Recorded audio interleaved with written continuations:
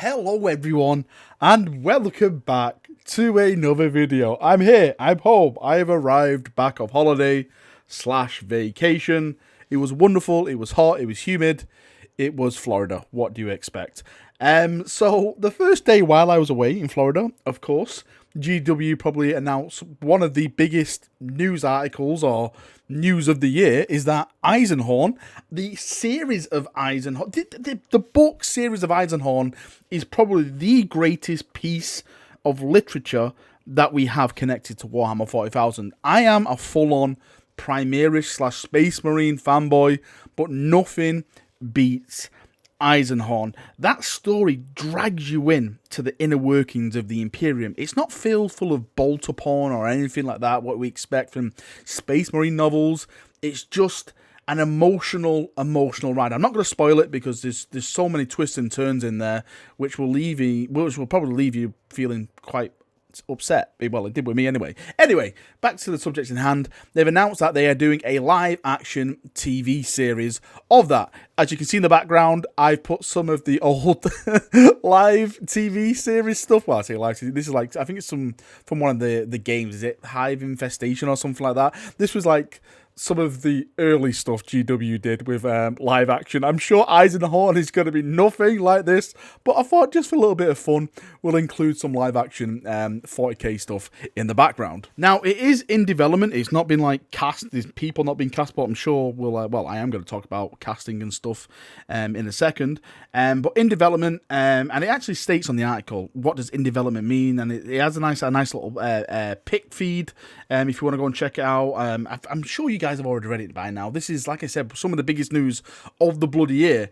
But when it comes to Eisenhorn, I think they've chosen probably a great standpoint to jump into the, let's say, movie or TV series or story adaptation, because there's not a lot of big things in Eisenhorn. I say that not in a bad way, but in a good way. Like, don't expect Horus Heresy, apocalyptic battles, or anything massive, like that. It's not. Eisenhorn follows an Inquisitor investigating certain investigations, of course. I don't really want to say what he's investigating because that ruin the plot points and will give too much away. And for those of you who haven't read it and stuff, it really is an amazing series. And of course, Eisenhorn is one of a trilogy, because you have the Eisenhorn trilogy, then you have the Ravenor series, and hopefully soon we'll have the Beckwin trilogy as well. Now, Ravenor was Eisenhorn's apprentice, and Beckwin was also under the command of Eisenhorn. Again, I'm not going to go into too much information about it, but if the Eisenhorn series goes well, then the future's the limit. There's just no stopping this heresy train of how much awesome they can do. And I am hoping that this is just the starting point. Like I mentioned, they could go down the Ravenor, the Beckwin, all that kind of stuff. But maybe that this is like the test in the ground on how 40k interacts with the general population. Because for us fan people, us who are mad for 40k, we're going to soak it up. But it's the general population go, oh, okay, these guys are just going around killing everyone. How are they going to react about this? So it's going to be fun to see how the general population reacts to the Imperium, how they react to like Inquisitors, or just 40k as a story as a whole. Set 40,000 years in the future, and there's basically orcs, Tyranids, there's chaos, all that mess that we associate with 40k. All that's happening now. For us, we love it, but let's see how the general population will love it. I'm sure they'll be sold on it, because at the moment there's kind of a big thing happening in TV where there's a lot of sci-fi and there's a lot of fantasy shows coming through because people are just being lost in their imagination. You have the Lord of the Rings TV series happening. You have some of the sci-fis like The Expanse and stuff, which has been fantastic. So why not? Why not people not get gripped for 40k? Because it's not your fairy tale sci-fi. This is grimdark. It's like Game of Thrones on crack. That's how brutal this is going to be. And on the subject of Game of Thrones and like The Expanse and everything like that, this is the next big thing, is the budget.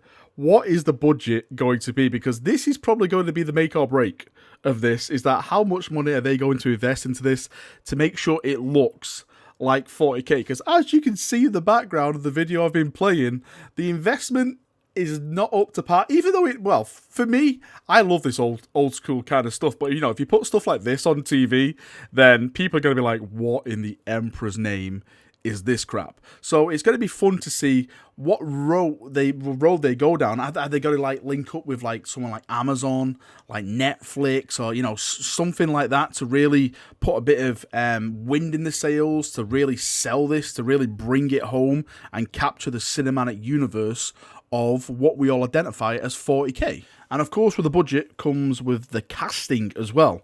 Now, are they going to go for like big A-tier Hollywood actors? I'd probably not. Nothing. They're like multi-million pounds. I don't expect Leonardo DiCaprio to pop up and play in Eisenhorn or anything like that. If they had to pick like an actor that is from Hollywood, which I personally identify as Gregor Eisenhorn, and this has been spoken about for his ass already. I think we've all discussed this, and that would be Mark Strong, and for two main reasons. One is that he's already familiar with the 40k universe because he played Captain Titus in the Space Marine game. His voice is amazing. And secondly, he's already played Gregor Eisenhorn. He's the voice of Gregor Eisenhorn in the Eisenhorn PC game. For those of you who haven't played it, that is his voice. He knows Eisenhorn. He knows the story of Eisenhorn. And plus, I personally think he looks like Eisenhorn. I know he hasn't got the hair for it in the earlier stages, but makeup, wigs, and all that'll do it. But once he starts getting older in the series and stuff like that, he is the perfect fit for Eisenhorn. GW, if you're going to get someone to play Eisenhorn, please have Mark Strong at the top of your list. He is a must-have on this project, even if he just like narrates something, because his voice is just too perfect for 40k, and he knows 40k already. Also, we definitely have to have cameos of like GW staff. Dan Abnett definitely has to have a cameo in this series. I don't know. I don't care if he's like like a cultist who gets his head blown off, or just a peasant running through the streets or something like that. But at least have the author of the series who made this great story possible actually in the story and stuff like that. I think that'd be a nice little teaser Easter egg for us all, and I think it would be amazing. When it comes to the other characters, I think we can probably be here all day discussing it. Everyone's going to have their own choices. Again, the only real person I want attached to this project, starring as the leading role, is Mark Strong, because Eisenhorn and him go together hand in hand, personally, for me. And again, I've seen people discussing this, saying, "Oh, definitely get Mark Strong." Some people like try to contact him with email and stuff, saying, "Mark, apply for this." It's like, there's still in bloody development. He probably doesn't even know what's going on at this moment in time. But yes, if something has to happen, then please let it be Mark Strong, and just get anyone else in to play the other roles, just as long as they're decent acting, and you don't bankrupt the bloody project. Bringing all these like A-list stars in, then I think we're going to be okay. I always go with like, if they're not well known, and I say get them on the cheap, I'm doing air quotations, but their budget is a lot less lower than you expect from hiring top tier actors or actresses and stuff like that. And plus, they're more hungry for the work, so they may put a bit more emotion into it and sell it a bit more to the fans as well. Also, if you want to, give me like a cameo in it, and maybe I can be a space marine or something, and just walk along and go "Hail!" and stuff like that, then I'm definitely not going to say no to that. I know I didn't want to discuss the story, and I'm not going to go into details of the story, but I'm wondering where they're going to start it off. Are they going to start it off with the Xenos plotline?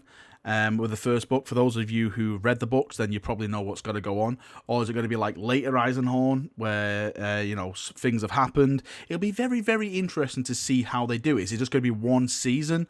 Is it going to be in multiple different parts of seasons? Is it going to be like 3 seasons, where season 1 covers the first book, season 2 covers the second book, season 3 covers the third book? It's where the sky's the limit. Where are they going to go? This is the thing I'm looking forward to now, and to see where they're actually going to go with the project, and the development stages, and see what comes out of it. Just to see like costumes and props and the CGI and, you know, the scripts and stuff. I think it's going to be an absolutely amazing, incredible ride. I cannot wait to see more of it, and I think it's going to be absolutely amazing. This was such exciting news for me. Like, I was literally on the plane and I bought like Wi-Fi on the plane because I was so bored, and then this popped up and I was like, you SOBs.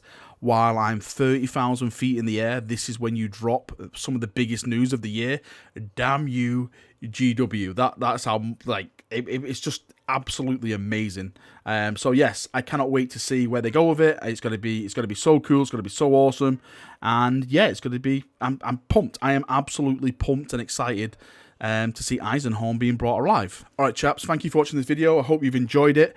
There's many more videos coming, probably today, if you're watching this today. This is the 1st of August. There's so much stuff to talk about. Primaris, everything. So much news while I was away. Yep, extremely pumped. Thank you for watching. See you all in a bit, and let me know what you think about the Eisenhorn TV series. Bloody, I can't even speak. TV series below in the comment section, and we'll have a nice little chat about it down there. See you now, and bye-bye.